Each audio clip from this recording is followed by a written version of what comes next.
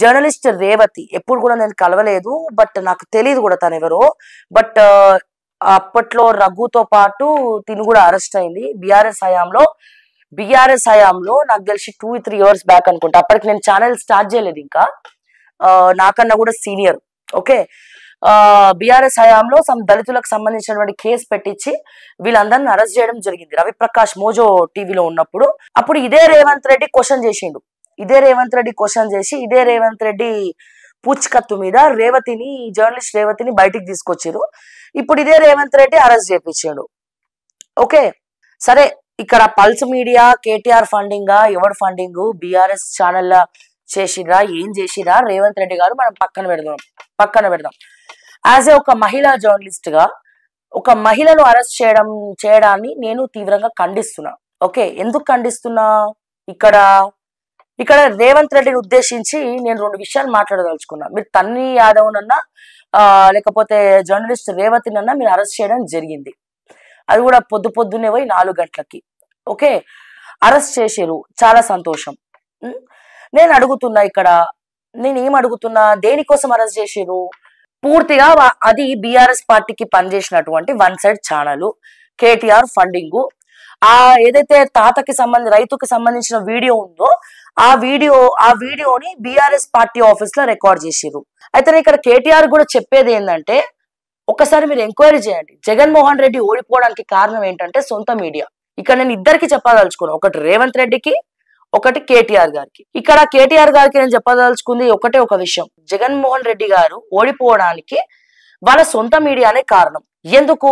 ఇట్లనే వైఎస్ జగన్మోహన్ రెడ్డి గారు ఆంధ్రప్రదేశ్ లో యూట్యూబ్ ఛానల్స్ ని, సొంత ఛానల్స్ ని పెట్టుకొని A category, B category, C category అని చెప్పి కేటగిరీ వైజ్ గా వాళ్ళకి ఫండింగ్ ఇవ్వడం జరిగింది.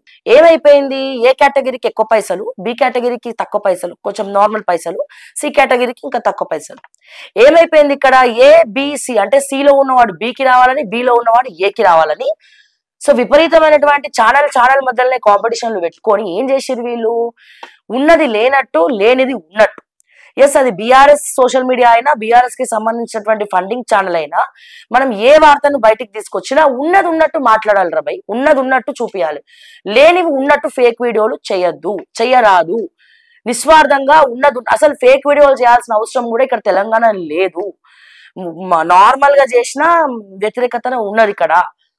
సో దీన్ని దృష్టిలో పెట్టుకోండి దయచేసి. ఇట్లా వీళ్ళు కొట్టుకొని వీళ్ళు ఏబిసి కేటగిరీకి సంబంధించిన ఛానల్స్ కొట్టుకొని సో ఫేక్ వీడియోలు ప్రచారం చేసి, సో ఇక్కడ ఈ ప్రచారాలు ప్రజలకు విరక్తి కలిగించి అవి మళ్ళా జగన్మోహన్ రెడ్డి ఛానల్స్ అని వాళ్ళకే తెలుసు.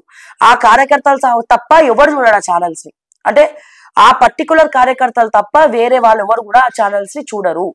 సో దీన్ని కేటీఆర్ అయినా రేవంత్ రెడ్డి అయినా కన్సిడర్ చేయండి.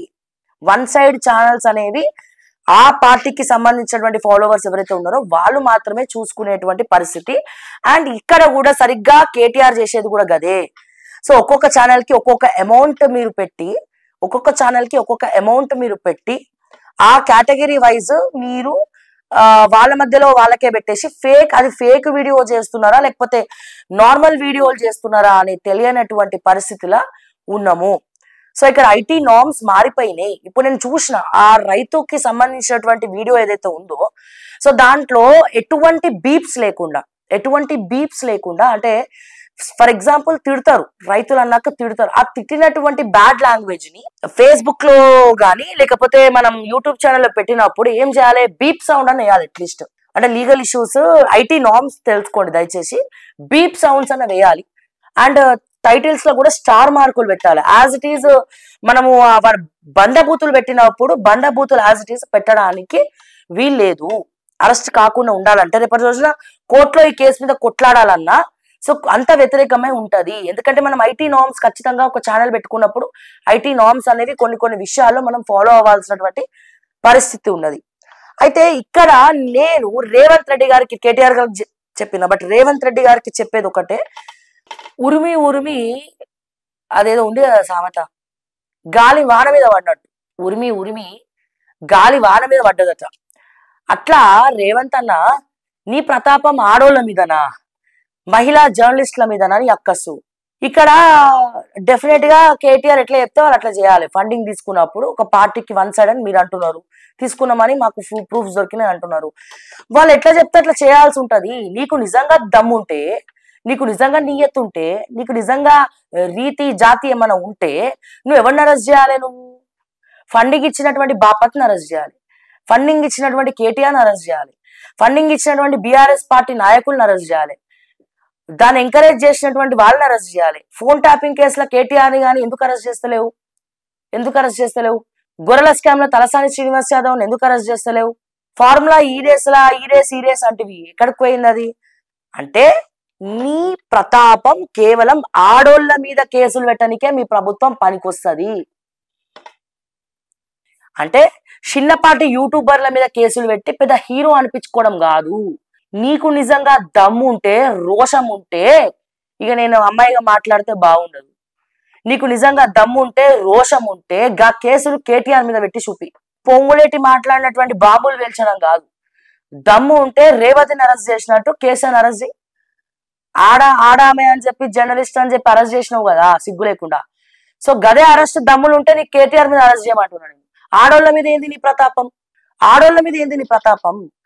మరి బీఆర్ఎస్ ఫండింగ్ ఇచ్చినప్పుడు మీ ఎంక్వైరీలో తేలినప్పుడు ఫండింగ్ ఎందుకు ఇచ్చినవయ్యా అని చెప్పి 4 తగిలిచ్చి అరెస్ట్ ఎవరిని చేయాలి?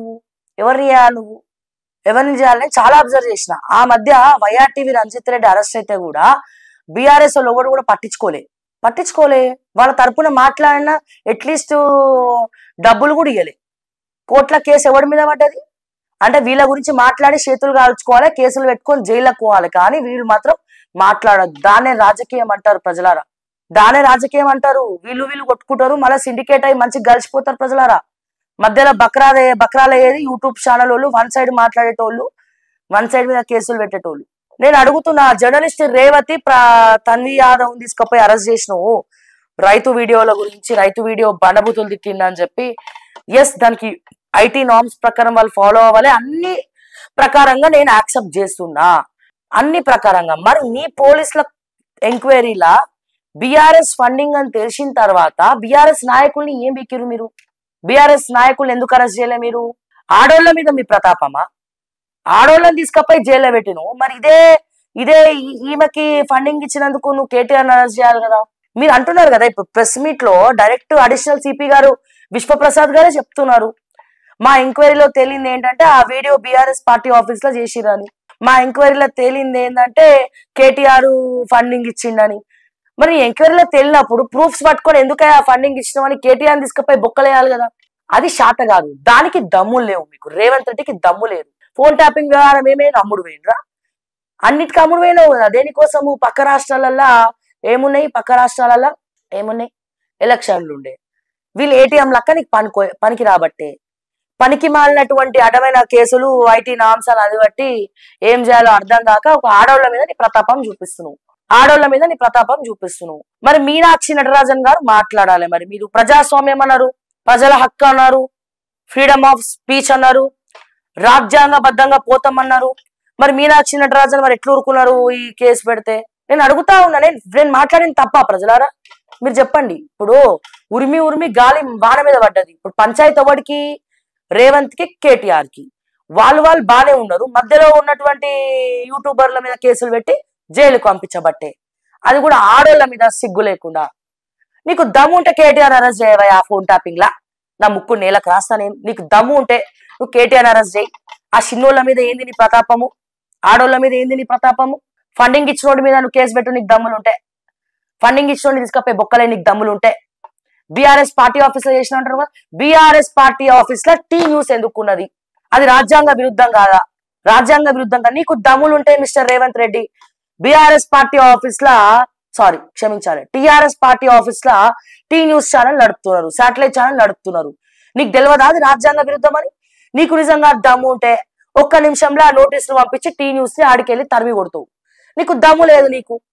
నీకు దమ్ము లేదు. ఈ రోజున టిఆర్ఎస్ పార్టీ ఆఫీస్ కి అందరినీ సమానంగా చూడకుండా కేవలం బీఆర్ఎస్ కి సంబంధించిన లోగోలనే లోపలికి పంపిస్తున్నారు. మా కంటెంట్లు కాపీ కొడతారు. రెడ్లకుంట చెరువులో రెడ్డి గారి ఇల్లు చేస్తే కంటెంట్ కాపీ కొడతారు. రాబర్ట్ వాద్రా గురించి చేస్తే ఆ కంటెంట్ కాపీ కొడతారు. ఏ కంటెంట్ మీకు వ్యతిరేకంగా చేసినా ఆ కంటెంట్ బీఆర్ఎస్ వాళ్ళు కాపీ కొడతారు, కానీ మా ఛానల్ మాత్రం లోపలికి పోద్దట. ఇదెక్కడ రూల్ మరి? ఇదే ఇప్పుడు ఆ ఊరికి ఈ ఊరు ఎంత దూరమో ఈ ఊరికి ఆ ఊరు అంతే దూరం, అందరిని ఈక్వల్ గా చూడాలి. మరి అట్లాంటప్పుడు టీ న్యూస్ కి ఐఎన్పిఆర్ ద్వారా డబ్బులు వస్తున్నాయా? మరి టీ న్యూస్ గవర్నమెంట్ ప్రోగ్రామ్స్ నడిపిస్తలేదా? నమస్తే తెలంగాణ గవర్నమెంట్ కనబడతలేదా? టీ న్యూస్ తరపున సీఎంఓలో రేవంత్ రెడ్డి మీటింగ్ కి టీ న్యూస్ మైక్ పోతలేదా? పోతుంది కదా.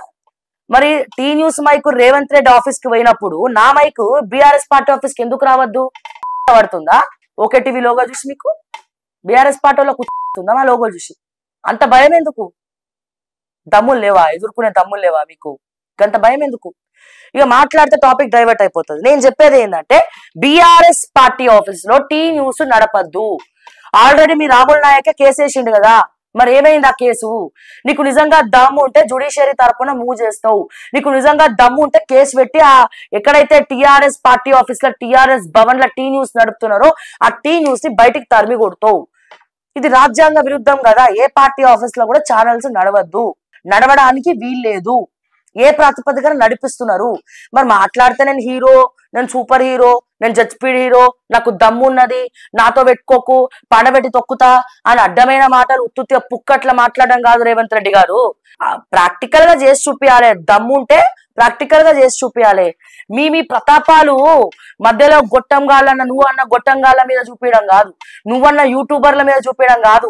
నీకు నిజంగా చిత్తశుద్ధి ఉంటే, నీకు నిజంగా దమ్ము ఉంటే, నువ్వు నిజంగా ముఖ్యమంత్రివి అయితే, నీకు ఆ వాల్యూ అనేది తెలంగాణ రాష్ట్రంలో ఏడుస్తే, వీళ్ళు చేసినటువంటి స్కామ్ల మీద దమ్ములు ఉంటే నువ్వు అరెస్ట్ చేయి. నీకు దమ్ము ఉంటే టీఆర్ఎస్ పార్టీ ఆఫీస్ లో ఉన్న టీ న్యూస్ ని ఖాళీ చెప్పి ఇది చెయ్యి. అంతేగాని మహిళా జర్నలిస్టుల మీద, తన్వి యాదవ్ మీద, జర్నలిస్ట్ రేవతి మీద కేసులు పెట్టడం కాదు. వాళ్ళు చెప్పిండ్రు, వీళ్ళు చేసిర్రు. నీకు దమ్ముంటే చెప్పినోడి మీద కేసు పెట్టు, దమ్ముంటే ఫోన్ ట్యాపింగ్ కేసు తీ, దమ్ముంటే గొర్రెల స్కామ్ కేసు తీ అవన్నీ దమ్ముంటే నీకు నియోపోలిస్ కేసు ది, నియోపోలిస్ దగ్గర 11 ఎకరాల సంగతి.